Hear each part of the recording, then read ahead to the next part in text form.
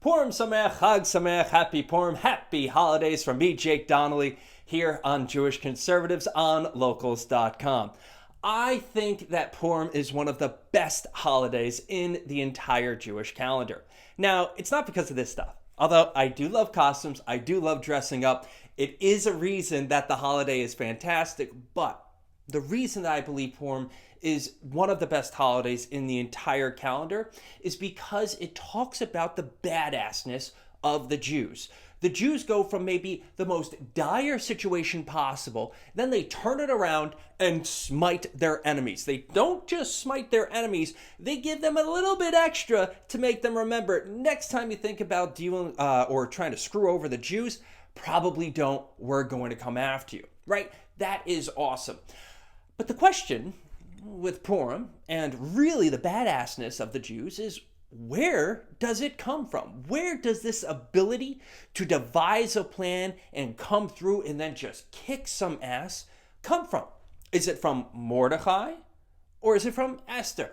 Well, the book is called Esther, so how about you take a guess as to which one of those two is really the driver behind Purim? And that's something that is a theme throughout the entire Bible. It's the fact that there are certain catalysts in the Bible, but it's not usually who you think. In fact, most of the time, it's the women that are the catalyst in the Bible. And the book of Esther is the perfect example to use for just how strong the women of the Bible are. The badass women of the Bible, if you want to talk about it, the number one person that you should start with is Esther. Now here's why. Esther was a very passive character throughout the beginning of the book. In fact, when King Ahasuerus was looking to replace his former queen, Queen Vashti, well, the virgins were paraded in front of him, of which Esther was one. So Esther is literally passive. Things are happening to her, and she is doing everything that is told of her, or everything that is told to her. She's doing the stuff that's told to her by her tutor, her adopted father, who was her cousin Mordechai. Cousin because Mordechai's uncle was Esther's father. You got that family tree down? Good. But Esther was this passive creature. And things just kind of happened to her. And when Mordechai told her, you know what? Don't reveal the fact that you're a Jew and don't reveal the fact that you are related to me, Esther just kind of said, okay, sure. But here's the thing. She lived with Mordechai. She grew up with Mordechai, and she understood that this was a very smart guy. And if he says to do something, I should listen. It's not only that, but every time that he did something, she paid attention. She understood not just what he was doing, but also the why behind what Mordechai was doing. And this becomes really important later on because, of course, Haman, the bad guy in the Purim story, he tells the king, you know what? I want to get rid of all the Jews. I want to get rid of all the Jews. I want to kill them. I want to slaughter them. The men, the women, the children. I want to kill them all because it's a Tuesday and somebody wants to kill the Jews. That's just kind of how things go. And in the year where Queen Esther was paraded in front of King Ahasuerus, and then the second time, because she had to pass two tests, and before the second time that this occurred, well, Mordechai, Esther's cousin / adopted father, overheard two dudes talking about a plot to overthrow the king. Mordechai ends up getting this message over to the king, and Mordechai's name is written with a big old smiley face in the king's annals. Awesome, right? This is really important because when Mordechai hears about the plan from who? Haman. That whistle doesn't work too great, does it? But when Mordechai hears about this plan to kill all the Jews, he goes immediately to the palace where Esther has done a good job, not sexually pleasing, but pleasing King Ahasuerus. And so she says, okay, I hear what you're saying, Mordechai, but what do you want me to do about it? And Mordechai says, you have to go in front of the king and save us all, because if you don't do this, your entire line is going to die. And while the Jews will be saved by some other means, you are going to get wiped out. But maybe this is the reason that you've been put in this palace in the first place. Maybe this is your destiny, Esther. So does she worry about this curse that he invokes? Or does she hear about that second part and then start immediately to take action? Obviously, it's the latter. Esther hears the words of Mordechai and then comes up with a plan of her own. She says, okay, every single Jew in Shushan, okay, you guys have to fast. You have to fast for 3 days. I'm going to do it too. And at the end of those 3 days, I am going to do something about it. Mordechai says, all right, cool. I'm going to do as you commanded. So whereas before it was Mordechai giving Esther all of the commandments and all of the directives, now it's Esther. The tables have turned. Esther has risen in the eyes of Mordechai. They are now at least equals, if not Esther being actually superior to Mordechai in this situation. So Esther finally gets the king as well as the king's right-hand man, the H-man, not going to blow the whistle there, and says, you know what, thank you all for coming. I'm going to make another feast, and at that feast, I will tell you why I keep having you guys come back. So the king and Haman, wait and realize they have to go to a wine feast. All right, cool. But before the wine feast comes out, the night before, the king is sleeping, and the king is having trouble sleeping. Interesting. So the king, apparently in order to sleep a little bit better, goes to his books, goes to the annals, and says, that dude Mordechai, that guy saved me. Did I do anything, though, to say thank you? He asks around. Apparently, no, he didn't. So he says, oh, man, I've got to figure that out. I've really, and I mean really, got to honor this guy. Look here. Look. That's Haman coming down the walkway. I'm going to ask him, how should I honor such a man?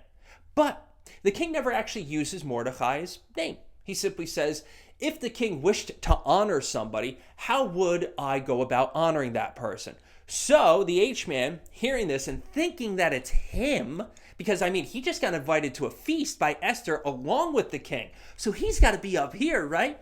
So he thinks, this is for me. You know what, king?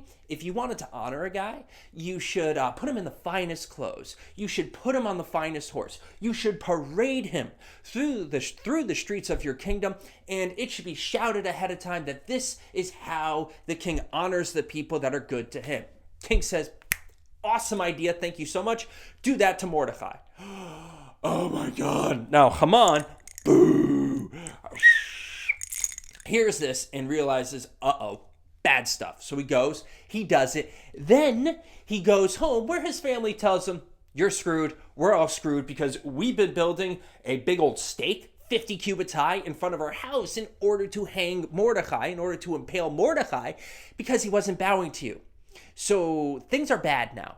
And right as they say that to him, what happens? The king's men come and they say, oh yeah, time for feast number 2. At feast number 2, the king pretty much asks Esther what gives. And Esther says, well, you've made an edict to kill all of the Jews, and I'm a Jew, so I'm not really too happy about it. You could sell us into slavery, and that'd be okay, but you specifically say to slaughter us all, and I'm not okay with that one. So, and kind of leaves it out there, and the king goes, who could give out such an edict? And Esther points, that dude right there, the evil Haman hara. That whistle is like $1.50, so I'm getting what I paid for. But Esther says it's that guy over there. The king gets furious at this, stomps off, like literally just leaves the palace without hearing anything else. Just goes away. And in the meantime, what's happening? Haman goes over to Esther, is now pleading and begging her to spare his life. Notice, he doesn't go to the king to spare his life. He goes to the queen. He goes to Queen Esther. Why? Because Esther has all of the power now through this plan that she devised herself. Mordechai barely told her anything, and she came up with this fantastic plan so that now, in order to beg for his life, he has to go directly to Esther. So he's on her couch, on the sapa, and the king chooses that moment in time to come back to the palace, sees Haman, on the couch with Esther and thinks that he is trying to force himself onto her. So the king goes, "You trying to do this in my place? In my house? But by Chali, that ain't happening." As he finishes it, somebody throws a hood on him, as in the bad man. And yeah, things don't go too well for him. Because one of the eunuchs speaks up, I believe Harbona, and he says, "King, there's a massive steak outside of his house. Maybe you should put some use to it." King goes, "Good idea, kill that guy right now." So he gets killed. But that's not where the story ends. If that is where the story ended, Esther would still be an absolute badass. She would still be one of the toughest people, not women, toughest people in the Bible. But the story doesn't end there. As part of the revocation, that was not a word I said, but part of the revocation of the edicts is that the king goes and says, "All right, you know what? All you people who thought that you were about to go and slaughter Jews on this particular day, not happening.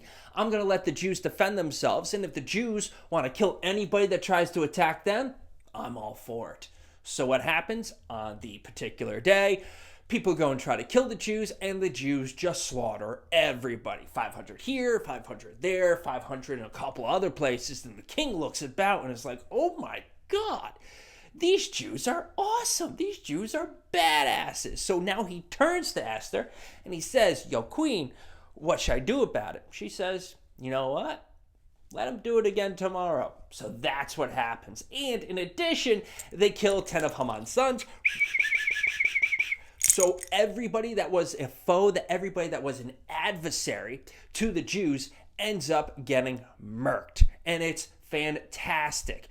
But why? Why does this all happen? It all happens because of Esther. Mordechai teaches her how to be this smart person, teaches her how to behave in society. And then when things get really sticky, he's like, "Okay, you know what? Here's one last piece of advice. Follow it. I'm not going to tell you why, but just trust me." She trusts him because she knows how smart he is. And by extension, she is also at least that smart. And when the time comes for her to really stand up for what she believes in and to do what's right and to save the Jewish people, Esther comes swooping down and saves the Jewish people.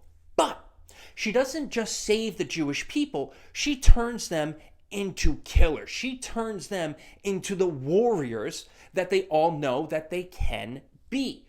And it's so good, it's so impactful that when the king sees this, the king goes, "Okay, your advice, Esther, has been awesome thus far. What else should I do?" And she, now a military advisor, tells him how to get more people to come out and destroy his and their enemies. So that is why Esther is one of the biggest badasses of the Bible and our number one installment for badass women of the Hebrew Bible. However, I'm now done. What is this costume? Will have to be cleansed off and put back on before I head over to shul. But I know this was a long one. I had to tell the entire story of Purim while dressed like this. But anyways, folks, I hope you enjoyed this little spiel. However, no matter what, I want you to enjoy this lovely holiday of Purim. Also, please support this page with money, words, thoughts, deeds, actions. Hey, please, if you got dressed up today, post the pictures, post the videos. I want to see the festivities because I'm going to post some of my own as well. But Purim Sameach, Chag Sameach, happy Purim, happy holidays. Please have a lovely and beautiful Purim. For now, this is Jake Donnelly, dressed as this, on Jewish Conservatives on Locals.com, saying, until next time, folks, see ya.